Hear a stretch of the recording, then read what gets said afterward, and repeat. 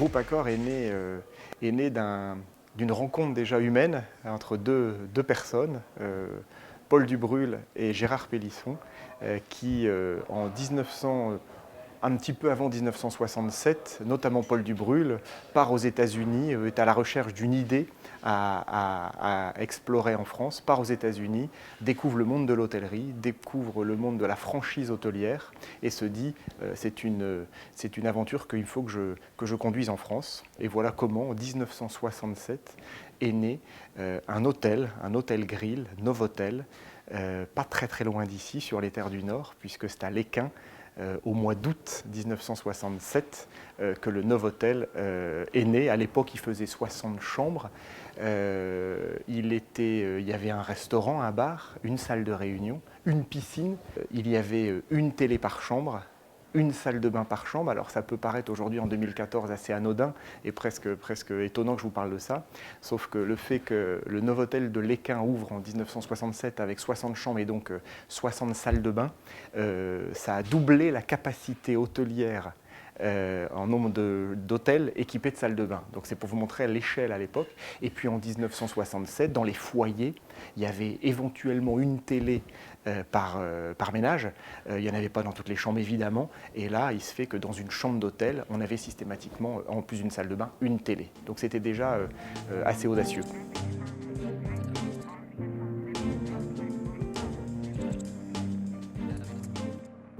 Quelques années après, cette société qui commercialement portait la marque Novotel s'est dit il nous faut créer une offre complémentaire avec deux visions très importantes et qui encore aujourd'hui, 40 et quelques années après le lancement d'Ibis, puisque c'est bien d'Ibis dont je parle, continue à perdurer. C'est la simplicité, c'est une marque qui doit être simple, et puis c'est avec ce chiffre magique de 30. Par rapport à Novotel, les fondateurs avaient dit c'est Novotel avec 30 en moins. Et quand on dit 30, c'était dans le modèle économique, c'est-à-dire c'était le prix public doit être 30 francs à l'époque, moins cher que Novotel. C'était en coût d'achat, en coût de construction, en coût d'investissement. Un Ibis, c'est 30% moins cher qu'un Novotel, etc. C'est une chambre qui fait 30% d'espace en moins. C'est un mini Novotel avec 30% de capacité en moins et 30% de prix en moins, etc.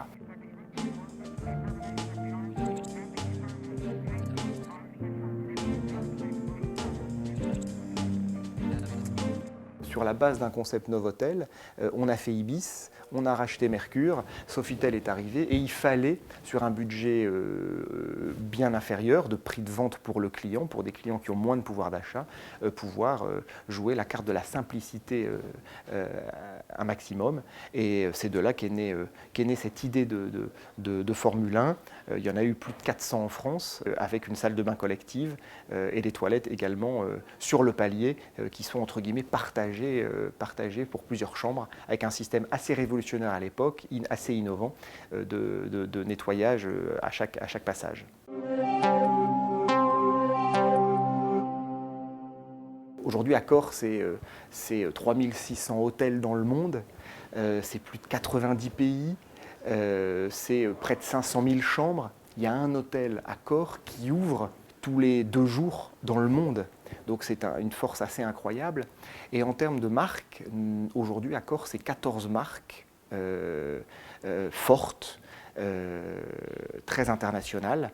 Et si on devait simplifier nos segments, nous avons le pôle dit économique, c'est toute la famille Ibis, avec Ibis, Ibis Styles, Ibis Budget, donc sur le segment économique. Ensuite, ce qu'on appelle le mid-scale, le cœur de gamme, c'est Novotel, Mercure ou Suite Novotel.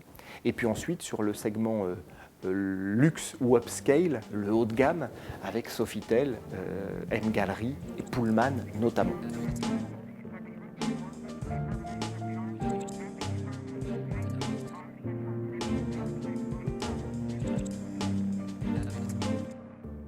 On est globalement présent partout dans le monde, avec des positions plutôt fortes, à l'exception des États-Unis. Donc je ne reviens pas sur les États-Unis, on est plutôt faible, parce que nos concurrents d'ailleurs planétaires sont américains. Donc comme nous, on est incontournable en France et en Europe, et les Américains ont un mal fou à pénétrer notre marché, et ben nous c'est un peu pareil là-bas, on a du mal à pénétrer le marché américain. À l'exception des US, globalement nous sommes leaders en Europe. On est, et de loin, le premier opérateur en Europe. Nous sommes très forts en Asie-Pacifique. Sur toute cette zone Asie-Pacifique, on est le numéro 1. Et ce développement, notamment sur l'Australie, sur la Nouvelle-Zélande, c'est fait par croissance. On a racheté des réseaux existants. On est très fort puisqu'on a une place de leader sur l'Amérique du Sud. Le Brésil, on est en expansion incroyable. Et puis bien sûr, j'oublie pas les autres pays émergents que sont notamment la Chine, où nous avons depuis plus de 15 ans investi ce pays-là. Alors c'est compliqué. On était précurseur, un groupe international non chinois qui arrive en Chine, c'est compliqué. Il faut trouver les bons partenaires locaux. On a fait beaucoup d'hôtels, puisqu'on a fait plusieurs dizaines d'hôtels en 10 ans.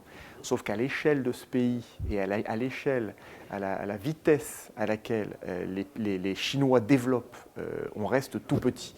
Et puis en fonction des pays, on décide si on y va avec nos propres capitaux, donc en succursale, avec nos filiales, ou alors si nous y allons avec des investisseurs locaux, soit en contrat de management, c'est-à-dire que ces personnes-là, ces investisseurs, investissent dans l'hôtel et nous confient la gestion, l'exploitation quotidienne des hôtels. Donc ça, c'est un mode de détention et de développement qui croît beaucoup chez nous.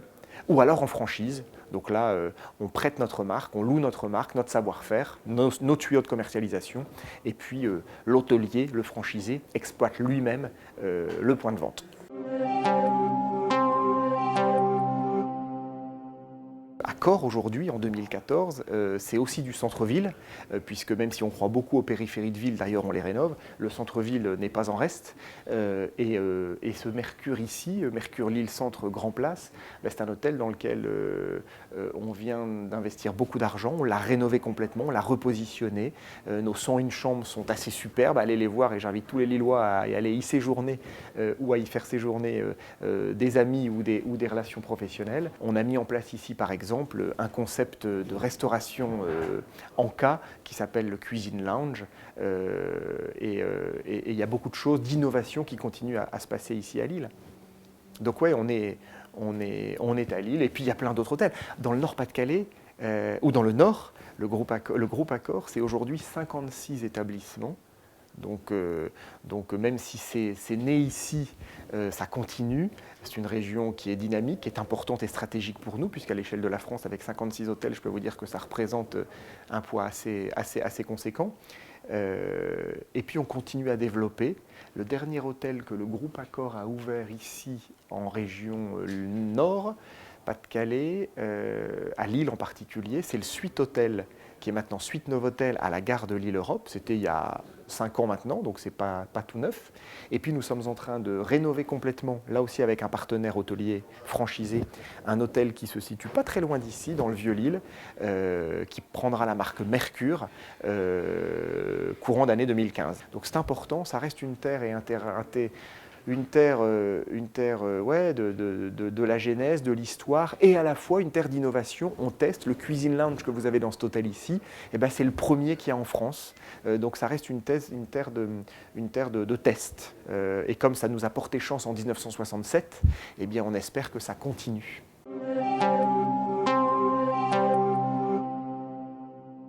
Moi, je pense que le plus du groupe Accor, c'est son expérience, c'est son savoir-faire. Ça fait 47 ans que le groupe fait de l'hôtellerie, on se réinvente tous les jours et on est assez professionnel.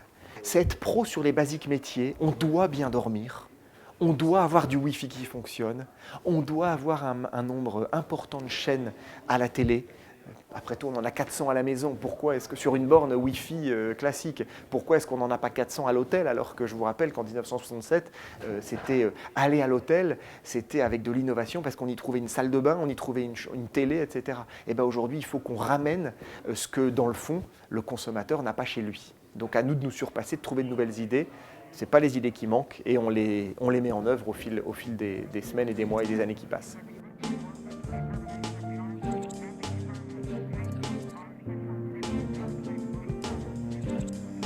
On est en train d'ailleurs, et je vous livre un scoop, on est en train d'ailleurs de lancer au niveau mondial un programme qui s'appelle Welcome. On a décidé de supprimer les grandes réceptions, les banques, les meubles réceptions qu'on a dans tous les hôtels de la planète, qui sont magnifiques parce que souvent c'est très beau, c'est très grand. Le programme se lance en ce mois de septembre, mais je peux vous dire que c'est une révolution. Nous formons toutes nos équipes pour que demain, quand vous arriverez dans un hôtel Accor, vous serez même accueillis en entrant dans le hall, vous serez accueillis par un welcomer, appelons-le comme ça, par un membre de l'équipe qui ne sera pas réceptionniste forcément, il sera hôte, il vous accueille, il vous oriente au mieux, vous voulez boire un pot, vous voulez votre chambre, etc.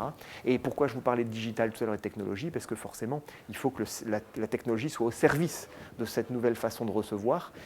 Il faut que le client puisse avoir fait son e-check-in avant, comme il fait aujourd'hui son e-check-in dans sa compagnie aérienne ou à la SNCF, et il ira de chez lui ou sur son smartphone faire son e-check-in. Comme ça, quand il arrivera, il aura directement accès à son numéro de chambre et via le digital, il pourra directement accéder à sa chambre.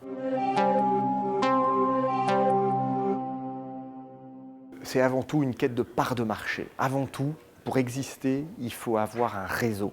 Aujourd'hui, on a 3600 hôtels, je vous le disais, on en ouvre quasiment un tous les 2 jours dans le monde.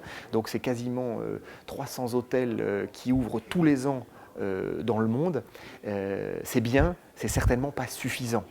C'est pas suffisant. Donc il faut qu'on continue à développer notre part de voix, à développer nos solutions pour qu'un client, qu'il soit individuel ou en famille, en loisir ou en affaires, il ait une solution Accor parce qu'il est fidèle à Novotel ou à Mercure ou à Ibis ou à Sofitel. Voilà. Donc ça, c'est vraiment important.